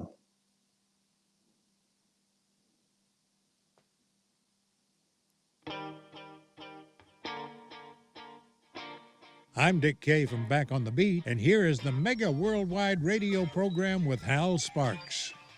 Where we even will occasionally chat with cultists about stuff and give them more time than they deserve, even if they don't answer questions. And in case you guys are wondering, it wears me the F out. I Yeah. don't know how you do it. Oh, God, yeah. No, I just, I am comfortable in the knowledge that I have, and willing to look when I don't have knowledge of something, and that makes me impervious to their nonsense. I'm talking to you, Facebook. So just for the record, by the way, we're going to take another call in a second, but this is an article from, let's see, this is relatively new. So Alex Azar, I don't know how many people know this, but Alex Azar was the first person in charge of the task force. In January, when they formed a task force on this, they signed an executive order. Trump signed an executive order in, I think, November, that flu vaccines would be made by domestic producers. This is something that, quite frankly, both Democrats and Republicans had tried to get through in legislation for a long time, and it somehow got knee-buckled every time they tried it. But he just decided to sign one because it sounded like an America First policy, and he did that. So, which fine, good, go for that. I don't care, But I'm glad. But they put a task force in charge of doing that. That we're going to transform domestic production of the flu vaccine, and we're going to, via executive order, I'm going to demand that be done. Sounds cool, right? Sounds very MAGA, very America First. Except the executive order doesn't actually issue an order to do that. It issues a commission order by a group they set forth as a task force with the goal of potentially doing it in 5 years, as in after Trump leaves office, even if he stayed in another term, which would add a hamstring of cost, I suppose, to the next Democrat. Maybe it would drive up it would add a budgetary element, perhaps, that kind of idea. So anyways, it's just a little fascinating thing that group was put out as part of that executive order in November, right about the time that we were hearing about cases of these like really bad cases of pneumonia, and then a couple weeks later, Li Wenliang's video comes out. The thing that stood out to me about that was that on January 28th, they formed a coronavirus task force, a working group the White House formed one No word on whether Trump was there when it was formed or whether he signed off on it or if he just heard about it or if he just went, yeah, sure. But the people, that task force, the people on that task force were the same people that are on the task force to change the domestic virus, flu virus vaccine system in 5 years or so. Okay. So they basically just said, you're doing that, do that too. They didn't go, these are the people most crucial to deal with coronavirus. Nobody that, I don't know, speaks Chinese, like anybody in the State Department that might help with that or deal with them particularly. They just ignored it in that regard and just kind of rubber stamped it. And it became abundantly clear that this was a rubber stamp group that was completely inadequate to the charge. When they they shuffled the entire group, put Pence in charge, moved Azar to the second spot. But there was a weird thing about, like, why wouldn't you leave, even if you shuffled the rest of the group because of Health and Human Services, why wouldn't you leave Azar in charge of it? Right? Because of his job. It's part of what goes in there. He and Fauci and Birx and all those people who are on there, why wouldn't you just include them? Well, it turns out that this is from WAPO, by the time Donald Trump proclaimed himself a wartime president and the coronavirus the enemy, the United States was already on course to see more of its people die than in the wars of Korea, Vietnam, Afghanistan, and Iraq combined. The country has adopted an array of wartime measures never employed collectively in U.S. history, banning incoming travelers from 2 continents, bringing commerce to a near halt, enlisting industry to make emergency medical gear, confining 230 million Americans to their homes in a desperate bid to survive an attack by an unseen adversary. Despite these and other extreme steps, the United States will likely go down as the country that is supposedly best prepared to fight a pandemic but ended up catastrophically overmatched by the novel coronavirus, sustaining heavier casualties than any other nation. Asterisk China. We'll talk about that later. It did not have to happen this way. Though not perfectly prepared, the United States had more expertise, resource plans, and epidemiological experience than dozens of countries that ultimately fared better in fending off the virus. The failure has echoes of the period leading up to 9/11. Warnings were sounded, including at the highest levels of government, but the president was deaf to them until the enemy had already struck. The Trump administration received its first formal notification of the outbreak of the coronavirus on January 3rd. That was the formal one, by the way. They were getting intel briefings and whispers about this from November. And if they weren't, then Pompeo is criminally negligent. Within days, U.S. spy agencies were signaling the seriousness of the threat to Trump by including a warning about the coronavirus, the first of many, in the president's daily brief, which we know he does not read. It took 70 days from that initial notification for Trump to treat the coronavirus not as a distant threat or a harmless flu strain well under control, but as a lethal force that had outflanked America's defenses. Trump's the weird thing is that they were working on a system ahead of time. Azar had requested $4.8, I think it's just $4 billion to fight this when they put this group together, when they put this working task force together. And Trump's response was to get pissed. He just got angry with Azar for asking for that kind of money for this ridiculous thing that was happening in China, not understanding that they already have, if they'd have started working on that, if they'd invested half of what Azar was asking for in both prevention measures and on preparing masks, gowns, all sorts of PPE, and buying ventilators at that point, right when he asked, they would have spent $2 billion, and we largely would not have had to shut down the country. Most certainly. We would have had to take mitigating measures, no question, but not on this scale. U.S. officials began taking preliminary steps to counter a potential outbreak. By mid-January, Robert Kadlec, an Air Force officer and physician who serves as Assistant Secretary for Preparedness and Response at HHS, an office that probably they make fun of over there now, had instructed subordinates to draw up contingency plans for enforcing the Defense Production Act, a measure that enables this mid-January. He was already saying we need to start getting the president on board to using the Defense Production Act. Mid-January. A measure that enables the government to compel private companies to produce equipment or devices critical to the country's security. Aides were bitterly divided over whether to implement the act. Nothing happened for many weeks. On January 14th, Kadlec scribbled a single word in a notebook he carries: coronavirus, with 4 exclamation points. Whoa. January 14th, he was at a meeting with the president and everyone else, and that's what he took away was, holy crap, this is all we have. We're staring down the barrel of this. In hindsight, officials said, let's see, even before the health secretary could get a word in about the virus, Trump cut him off and began criticizing Azar for his handling of an aborted federal ban on vaping products, a matter that vexed the president. In hindsight, officials said Azar could have been more forceful in urging Trump to turn at least some of his attention to the threat that would soon pose an even greater test to his presidency, a crisis that would cost American lives and consume the final year of Trump's first term. That's putting a lot on Azar because in Trump's subsequent calls to the Surgeon General, he blew off conversations about the coronavirus to talk about flavored vapes. So, yeah. Are there any flavors that he just really doesn't like? Well, kids are coming home and they're saying, "Mom, I want a vape." Azar, and somebody's asking, where is Azar now? Azar is actually on the task force. He's the head of HHS still. He's just under Pence. So who knows how?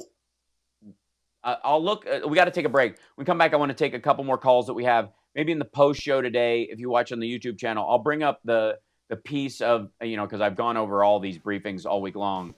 The part where Azar directly slams what the president says. And you can tell they are all trying to dovetail Trump in these briefings by saying something, basically setting up traps for him not to be able to talk his way out of. And he answers it by shooing them off stage. It's embarrassing. We'll be back.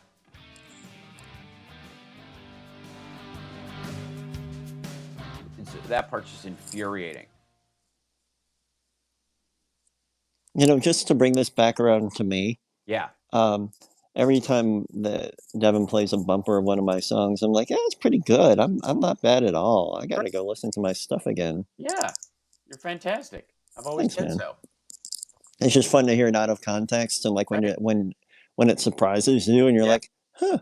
Yeah. Sometimes I know I've been surprised by like hearing a song that I played on halfway through, whether it's mine or not, and like hearing the guitar solo like go exactly where I want it to go, and I'm like, oh wait, that's me. That's me. That's why I know. That's why it's going where I want it to go. Right, because I made it go where I wanted to go. That's right. Right. Yeah, I have to. Let's see. I'm gonna look up though. I'm gonna have to skim through this to find it. But Jesus. And I'll be doing the. It's 12:30 today. I want to thank all of. Oh my God.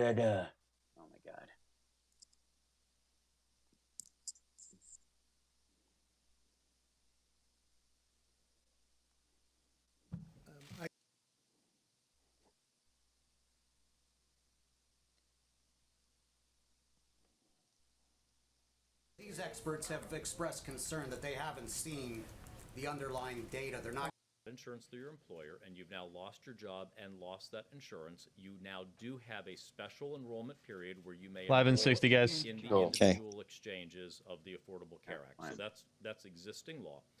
Then what we're doing is taking from that $100 billion to providers, taking money and saying, if you're a provider. People thought it wouldn't, and most people didn't understand the severity of it. This is very severe. What's happened is very severe. But I'd let you answer that. I assume that he was talking about the concept of a pandemic. Thank you, Mr. President. Actually, absolutely. For 15 years now, this. Okay, yeah, that's what it was. Jesus. I have to find a question here. About that was done by the FDA, very capable people at the FDA. Yes, Mr. President, both the government of Canada and 3M are pushing back on this DPA not to export respirators. 3M says... I don't blame them. They can push back. But we're not happy with 3M. Go ahead. And where is Dr. Fauci? I don't know, but every time... Welcome back to the Hal Sparks radio program, Mega Worldwide. It's now time for the happy ending. Yay! Oh, Lord. I want to take a call in a second. But there was one section of Trump's presser yesterday that stood out. And this is kind of what I'm talking about how them trying to... Thank you, happiest girl, for the super chat. There's a point where, like, Azar was at yesterday's briefing. Listen, first of all, Trump is being asked what happened. For a Patreon. Nice. Thank you, sir. Trump is being asked about, you'll hear that question whenever he's not here. Oh, they asked him, where's Dr. Fauci? You look, you say, where is he? And you'll say, is there a problem? No problem whatsoever. Every time he's not here, sometimes I'll ask him to come because that's the first question that you and a couple of others from the fake news establishment ask is, where's Dr. Fauci? Oh, my God. I don't know what the fake news part of that is. He's physically not there. Where is the he? fake news establishment? Right. I don't know what. Asking questions about facts? Right. And like, he's not here. Where is he? What's he working on? What's he doing? We're doing great together. Different subject, if I may ask. We're covering a different subject today. Go ahead. Different subject. Okay, so this is the one where I think where you can different subject because no one wants to talk about COVID. Yeah. Well, I think this is where he asks him about. This is where Azar directly contradicts the president on a massive scale. Go ahead, Jim. Mr. President, you have said nobody could have seen this pandemic coming. But in fact, Secretary Azar at a biodefense summit in April 2019 said, of course, the thing that people ask, what keeps you most up at night in the biodefense world? Pandemic flu, of course. I think everyone in this room probably shares that concern. Your own Health and Human Services Secretary was aware that this had the potential of being a very big problem around the world, a pandemic of this nature. Who dropped the ball? Well, I always knew that pandemics are one of the worst things that could happen. There's been nothing like that word pandemic. It just sounds bad, you know. It's like the opposite of pansexual, you know. Since probably 1917, that was the big one in Europe. It started actually here and went to Europe. So, by the way, it's now the Kansas flu, according to Trump. Probably. I've heard about. Excuse me. Wait a minute. Let me finish. I've heard about this for a long time. Pandemics. You don't want pandemics. Jeez, some crow. Oh my God, he listens back to this and he's like nailed it. Yeah, totally. But wait till you hear what Azar says right out of the gate. I don't think he was talking about a specific pandemic. He was talking about. Yes, he was. He was talking about a contagious flu, largely out of Asia. The same problem we had. James Etling with the super chat in there. Yeah, we got 400 people in the chat room watching the show today. Thanks so much, guys, for hanging out. The viewership of this show is going through the roof. People, it's the biggest thing. People want to see it. About the threat of a pandemic could happen, and it could happen. And it could, most people thought it wouldn't, and most people didn't understand the severity of it. This is very severe. What's happened is very severe. But I'd let you answer that. I assume that he was talking about the concept of a pandemic. Just, you know, the storyline of big picture. Generalized pandemicology. You know, pandemics. Thank you, Mr. President. Actually, absolutely. For 15 years now, this country... The what? For how long? ...has had a massive effort at the federal, state, and local level of preparedness for pandemic. Now, and then what happened? That largely has been, as I said in those remarks, about pandemic flu preparedness. We knew about SARS, we knew about MERS, which were earlier modifications or variants of the coronavirus. None of those achieved anything like what we're seeing today. But that's why for successive presidencies, including the leadership of President Trump, there has been a great focus on pandemic preparedness. In fact, it was just in November, I believe, that the president signed the Pandemic Flu Preparedness Executive Order that we have. That's the one I mentioned earlier. And we have also updated the Pandemic Crisis Action Plan. Yeah, the pandemic team that Obama put together had an action plan. Literally, their updates are just like America language. That's it. Like, it wasn't clear that this is talking about the country. Like, they literally just, you know, peed in the corners of it. Has been the playbook from which we've been working, the pandemic flu plan, the action plan from which we have been working that coordinates the whole of government, whole of economy approach here. And that hasn't happened, and it took him forever, and he didn't follow the paperwork. So, we've all been very focused on pandemic preparedness. Apparently you haven't. But you guys get the point. So he walked up and said, preparing for these things has been crucial, and the United States has had a war-footing attitude towards pandemic response for 15 years. Oh my! And then the Obama administration did basically the exact same thing that Bush Gore or that Clinton Gore did with Bush when he came into office about Osama bin Laden. They had a meeting. They said, "Look, here's a war game, and this is the circumstance. This is how stuff's going to go down. This is the worst thing you have to worry about is this dude." And they went, "Well, we'll see about that." And then he ignored his President Daily briefing, and 11 months in, bang. Same thing in this circumstance. The Obama White House sat down Trump's team when they came in and said, here's how this is going to play out when it happens, and it's going to be gnarly, and this is what we have to push back against it, and you have to, you've got to take these steps to make sure you're up to speed when it happens. And, you can't just run alongside the boxcar and dive in at the last minute. It doesn't work that way. And they blew it off, and they knew it. And Azar's coming up, they're going, yeah, we've known. He's like, nobody could have imagined something like this. And you're like, no, we've been imagining this very thing specifically in worst case scenarios for 15 years.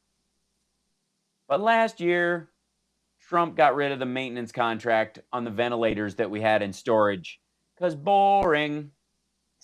And we stopped changing over the masks that were in storage and let the ones that were sitting on the shelves rot because boring. And he was golfing the whole time. And for the record, with the amount of money that Trump has spent on golf, he could have bought 200,000 respirators. Wow. I didn't need to hear that. Yeah. 200,000 respirators. So this idea that preparedness was very important and that they always knew and that he's in charge and he really cares is garbage.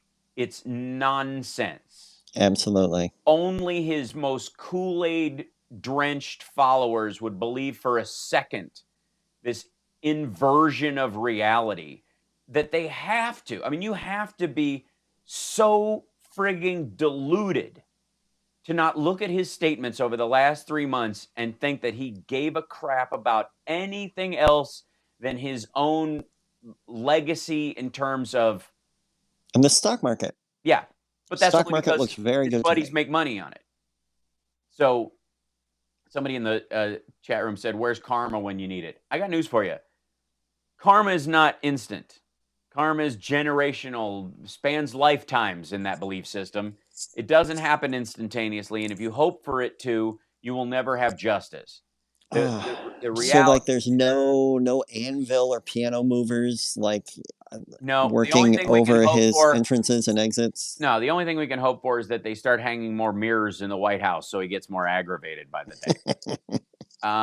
Because like I said, I do not believe he's a true narcissist. I believe he's...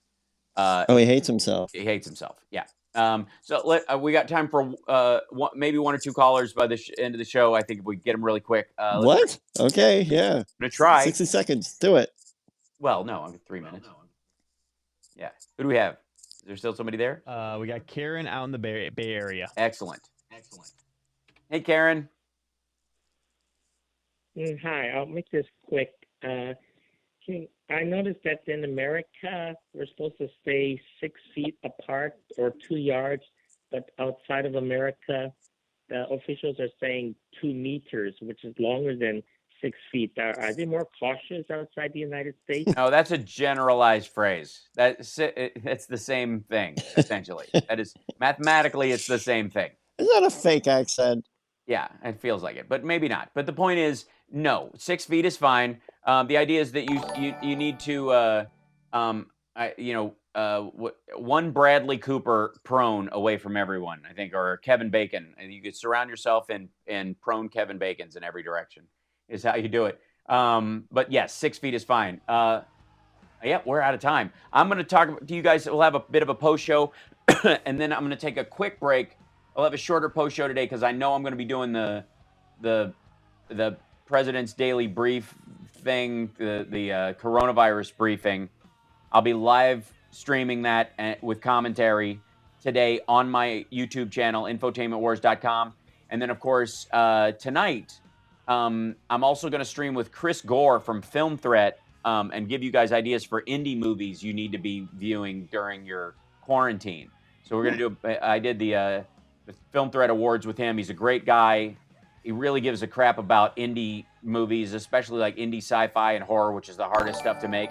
And he's just fantastic and super fun. So we're going to stream later on tonight at 6 o'clock PST. Join us then. Thank you, Johnny Millions. Stay safe. Stay healthy. I love you. And you too, Devin. Everybody stay healthy there. And to all our callers, including the trolls and jerks that are out there, stay healthy. Don't die. See you on the other side.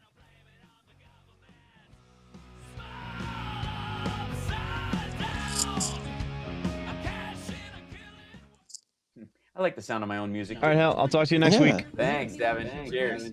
You too, Johnny. Take care, guys. Yeah. You too. Yeah. Thanks, Johnny. You're just awesome. No, you doing good? What are you binging? Shall we just give a moment of letting people on the chat know what you're?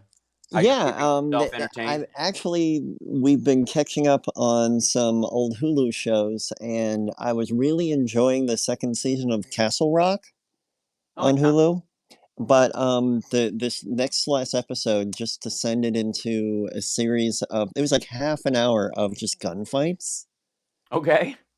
And that's not like when I'm looking for, Stephen King and the origin story of Annie Wilkes. It's not like a gunfight starring Tim Robbins. Yeah, that's weird. Yeah, so I'm hoping that the last episode ties things together without. Speaking of half-hour gunfights, though, can I just say, John Wick 3 is friggin' magic.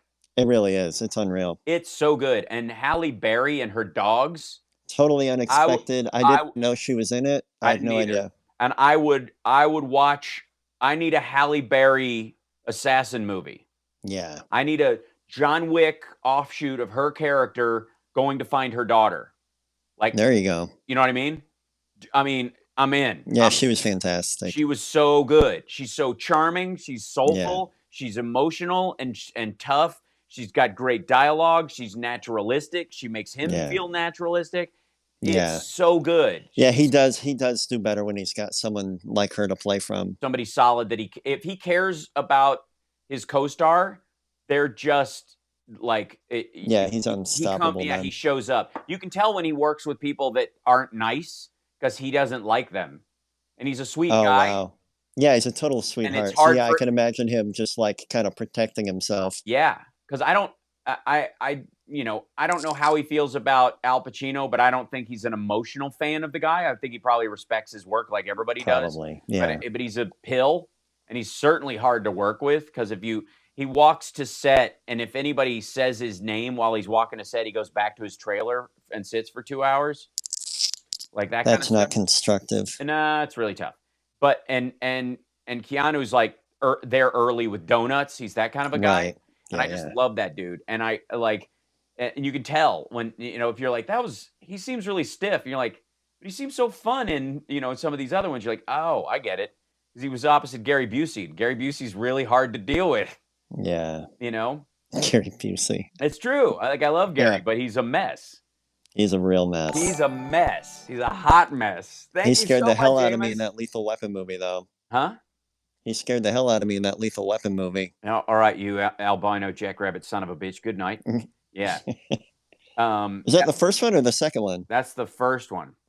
Man. And I want to say it was before his accident. Yeah, it was. Absolutely was. Yes. So he's. I mean, the way he is now, you just have to take it with a grain of salt that he's mentally different. Compromised. Yeah, he's like that dude Gage who had the guy who he had a spike through his head, guy who got the railroad spike through his head, and he it is suddenly his personality's different. You don't say. You don't say. But yeah, I mean, I love the John Wicks, but the third one might be my favorite at this point. Oh, that's great. The first one, what I loved the most about the first John Wick was because I didn't know much about it. I just knew I was going in for a popcorn movie. Yeah. But the perfectly timed and paced discovery of how everybody was so afraid of him just brought me such joy. Yeah, Baba Yaga, the boogeyman. Oh man, oh man, and like the little comic book stuff, like Oh yeah, it's just it's a graphic. It's so much fun. It's a moving graphic novel, and it is so well done. And I like all three of them, but like the addition of Halle Berry, I was like, I love this woman. I think this is fantastic. Yeah, that was fantastic. Like honestly, you could have had a whole movie of her, and the Black Widow movie would be rushing to catch up. I'm fascinated. Like, yeah, that just needs to happen. So, anyways, that's my fingers crossed movie for the next. Yeah, man. year. Well, yeah, but and all they have to do is like injure one of her dogs, and that sets her off. Exactly. little Lone Wolf McQuaid moment. Exactly. Never make the gunslinger bury their dog. Oof. Yeah, just heartbreaking. So so you watched those. What else are you watching? I started to try to watch the Tiger King, but I don't know if I can make it. Yeah, I watched part of the first one. I was like, yep, I don't care. There are plenty of I tapped out. I was like, these are all worthless people. They're awful. I mean, I'm not interested. Yeah. I don't care. I don't need to like I turned it on to catch up to the memes. Right. To be honest. Yeah, because I don't care Paul enough. Stanley one. Sorry? Somebody made a Paul Stanley Tiger King. Oh, they did? Picture. Yeah, it's pretty funny. It's on Blabbermouth. It's hilarious. Okay. Paul retweeted it, and he was like, I just saw this. People have too much time on their hands. Yes, they do. And I'm just like, yeah. I watched a little bit of it because I was like, all right, this will be. And then I was like, you know what? I don't care. This is like if Making a Murderer jumped the shark. Yes. You know what I mean? Like Netflix is trying, like, okay, we need another Making the Murderer. That was very popular. Can you make it a spandex wearing pansexual gay guy with a mullet and weird teeth who writes country songs about a woman who casually abuses animals all the time? Yeah, and feeds feeds the little ones to the other cage of the other ones. Yeah, and like, it's just gross. These people are gross. Yeah, no need, They're just awful. So, I can't. I want. Oh, and we sorry, totally just interrupted you. No, it's all right. Go ahead. I was going to say we finally saw Knives Out, and it was really fun. Oh yeah, it's great. Yeah, super fun. You know, it was nice is seeing that with my mom. Oh, I bet she loved that. She did, and my mom and I, my mom took me to see, what is it, Murder on the Orient Express and Evil Under the Sun, the Peter Ustinov Poirot movies, the Agatha Christie ones back in the early '80s. I was like 11 or 12. And I remember those were like some of my favorite memories with my mom. I've got great memories of going to see neat movies with my mom. Yeah. Like Fried Green Tomatoes. We just had such a good time. Oh, nice. Yeah, my mom loves mysteries. So I got her for Christmas, I got her this subscription mystery box for thing. Christmas, I killed someone she knew. Yeah, well, it's the best gift I could get. It's the gift that keeps on giving because she doesn't have to hear them yapping. And they were always taking her position in choir. So no, but I got her this mystery box, like these books. That was a subscription thing where they send you. Oh yeah, I remember those. Yeah, like 3 or 4 mystery books a month, and she pounds through these things. My mom's a voracious reader, so it's really nice. So that's good stuff. Yeah. Wait, Kathleen says, hey, Hal, you have the best show on radio with the worst production. Why is my worst production? Audio-wise, we're much better now than we used to. I am not wearing earbuds. I have echo cancellation, and I'm listening to my laptop speakers because I'm named after a computer, and I know which side is up. Ta-da! It's one of those things I need to like teach everybody in the media. You need to use some echo cancel, folks. Yeah. People, I don't get it. So, anyways, yeah. So I got her a book of those. She's been reading those like crazy, but she loves mysteries, so that's what we would go see. And so all my memories of going to the movies with my mom, are that. And she took me to see The Shining when I was 7. Oh, yes. Yeah, because she was like, I look like Danny. She saw the ads for it, and since I look like Danny, she had read the book, and she's like, he's the smart one. He's the one that survives. This will be good for Hal to see. And she was right. Yes. Yeah. Everything's better now. That's right. So, anyways, you're wonderful. Have some fun. I'll talk to you. We have to do a stream during the week of just rock music. We gotta. Yeah, let's do that this week. I'll reach out after I'm done today, and we'll schedule something, and we can. Oh, that'd be a blast. Yeah, and then I'll do one, and I won't monetize it. It will just I'll play clips of like Kiss videos, and we can talk about sections of them. Oh, that'd be a blast. Yeah, man. Yeah, I think that'd be kind of nice because there's certain memorable moments like Paul spitting out the bantha milk in the Lick It Up video that I think, Oh, yeah. you know what I mean? Like there's those moments in certain rock videos where like that's crucial. Yep. Good video, but that was the moment I'll always think of, like the crucifixion in the Foolin' video. Oh, yeah. You know what I mean? Where he, those kind of things. So, anyways, you're wonderful. I'll let you go. Talk to you later. Bye-bye. All right. Have a great day. Bye. Goodbye. Bye. Okay, chat room. How you doing? Thank you, Joe Carter. You're wonderful. Thank you for all your support. It's really sweet. And Can't Stop Lying. Big round of applause. Carl and Ginger are moderators. Thank you guys too. I'm gonna need to put in some like make some moderators in the Facebook chatter. I'm just gonna have to shut you guys down because this whole like typing a diatribe nonsense is insanity. So this is the Owenton Cove.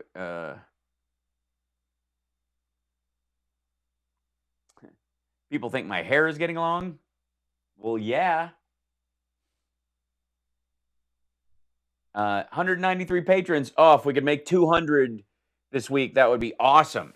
That would be so awesome. Our goal is still 500, and it's been growing nicely. And I thank you guys for being in there and stuff. And I will. We were going to do a Zoom tomorrow with the patrons. I'm concerned about the quality of that, and I have another solution. So I'm going to work on that tonight after I'm all done with all these things. And I think I have another way to do a Zoom-like gathering that isn't malware, just for the patrons. So I'm working on it. I'll get it done. Don't worry about it. Right? Cool. I'm doing Twitch sings with rock singers. That's cool. Bring me in. I'll do it. You have Periscope moderators, Hal? If not, you need a few. I agree. I think I have to reach the super broadcaster thing before I can have moderators in there.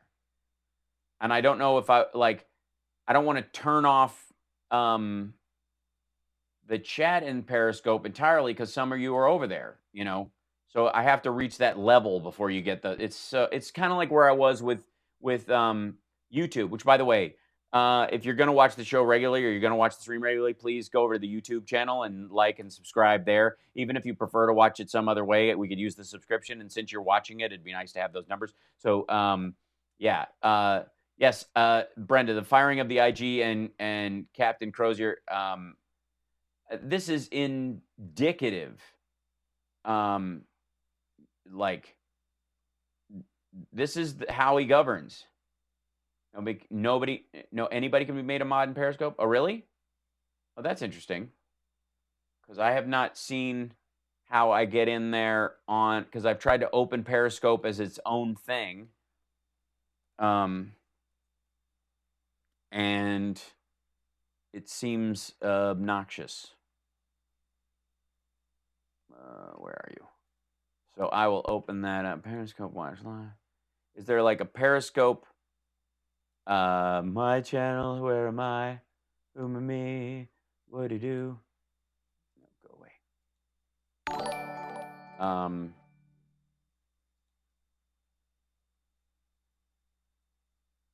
Yeah. So if I go in here And where's the, let's see.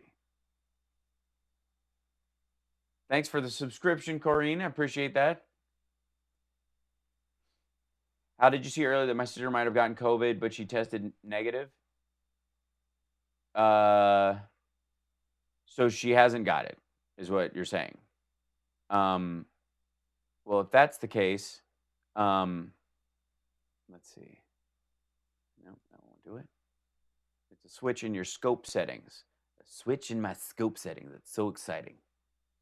Yeah, it was great seeing the folks in who supported Captain Crozier. I mean, there will be a comeuppance to all this. He's going to end up better off in some ways. But yeah, it's scary waiting for the test, and even the 15-minute test, it's not 100% right. I love you, 3000. I got nothing. Oh, I didn't see that, Ann. Thank you so much. I was looking at the thing about how to I have to, let's see, I don't know, my settings. Where is it? Settings. Okay. Count your Periscope data.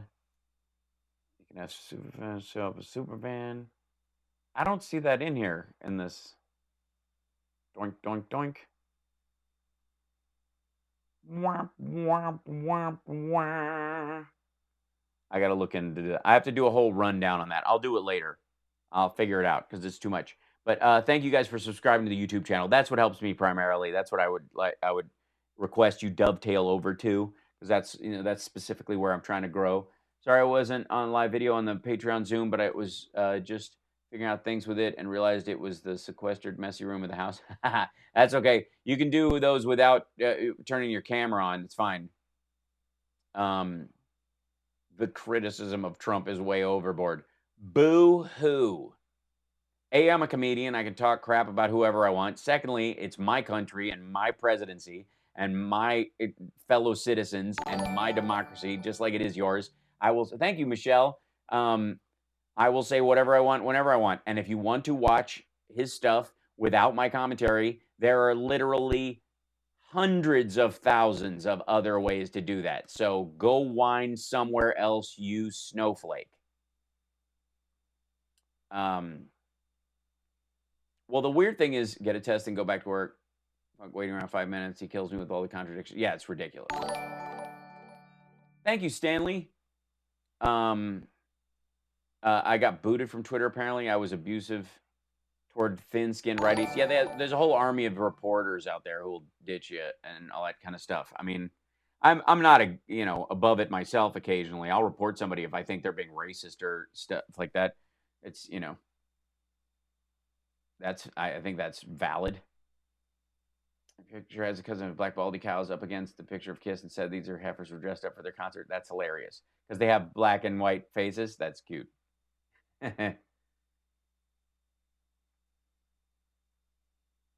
What's up, Richard Custer? For scope, profile, comment moderation, Periscope. Okay. Profile, comment moderation, my moderator. See, because in my profile, it doesn't allow me to do that on the page there. So I don't know if it's Google or if it's, okay, so I'm just going here. View profile. Going in there. There's no scroll down. Let's see. Edit profile. Nope. There's a bunch of over there. And maybe I have to do it when I'm not live? I don't understand. It's rather quite, I don't get it. Like some of the people, right? Maybe, does this forward? What does that do? I don't know. Send me a bunch of super hearts on there so I can get to the super broadcaster thing and maybe that's what opens it. But I don't see that part in there. Or if I go into the followers and then I can make them a. Does that do it? No. I don't know. View profile. Maybe. I'm going to have to look that up. It's too much work to do on the air. We have other stuff to talk about. I'm fine. Game of Thrones, Hal. Okay, eventually. And yeah, I'm not just, I don't talk about the guy bad just because I don't personally like him. I mean, I don't, but it's based on his character. But it's the stuff he does. If he was just still, I didn't watch The Apprentice because I didn't give a shit about the man, and I still don't. It's what he does to the other people in the country. Hey, thanks. Set US says on Twitter. Excellent. Thanks so much, Dana. Thank you, Joe Carter, for the hearts. That's lovely. Yeah. The VH1 money's still coming in. They don't pay that much. Although I got paid more than most.